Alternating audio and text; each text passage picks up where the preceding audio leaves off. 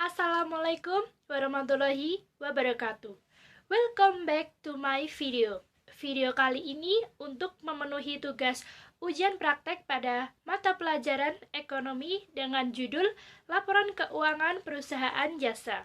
Laporan keuangan perusahaan jasa yakni ada 3, yaitu yang pertama neraca keuangan, yang kedua laporan laba rugi, yang ketiga, laporan perubahan modal. Neraca keuangan, aktiva sama dengan pasiva, artinya harta sama dengan utang plus modal. Harta juga disebut dengan aset, diantaranya 1. Kas atau uang tunai. Yang kedua, piutang atau meminjamkan. Yang ketiga, perlengkapan. Yang keempat, peralatan atau akumulasi penyusutan, misalnya gedung, mesin, tanah, dan lain-lain. Kas, piutang, dan perlengkapan disebut dengan aktiva lancar, sedangkan peralatan disebut dengan aktiva tetap, di mana akumulasi penyusutan dihitung dari harga perolehan dibagi dengan umur ekonomis. Misalnya, harga perolehan sebesar 10 juta rupiah dibagi dengan umur ekonomisnya selama 5 tahun, sehingga akumulasi penyusutannya sebesar 2 juta per tahun.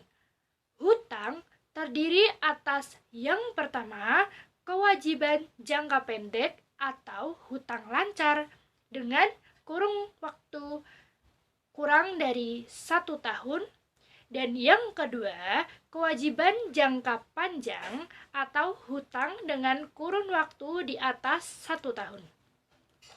Sedangkan modal terdiri atas yang pertama, uang tunai, yang kedua, pos untuk mencari uangnya.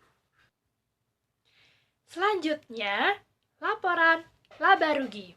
Pendapatan terdiri atas pendapatan operasional dan pendapatan non-operasional. Pendapatan operasional yaitu yang berhubungan dengan kegiatan usaha, sedangkan pendapatan non-operasional yaitu misalnya investasi perusahaan. Beban terdiri atas beban operasional dan non-operasional. Beban operasional misalnya biaya sewa, listrik, gaji, dan alat tulis kantor. Sedangkan beban non-operasional misalnya bunga dan sumbangan.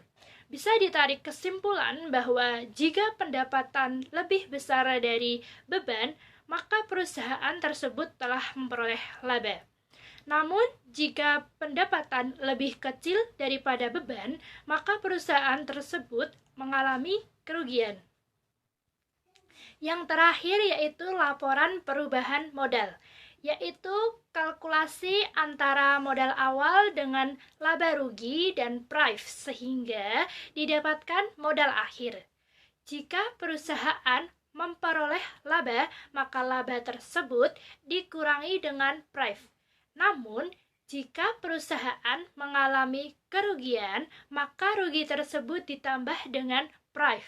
Sehingga ditarik kesimpulan bahwa yang pertama, apabila perusahaan memperoleh laba, maka perhitungan modal akhir sama dengan modal awal plus dalam kurung laba dikurangi price. Namun, apabila perusahaan mengalami kerugian, maka perhitungan modal akhir sama dengan modal awal dikurangi dalam kurung rugi plus price.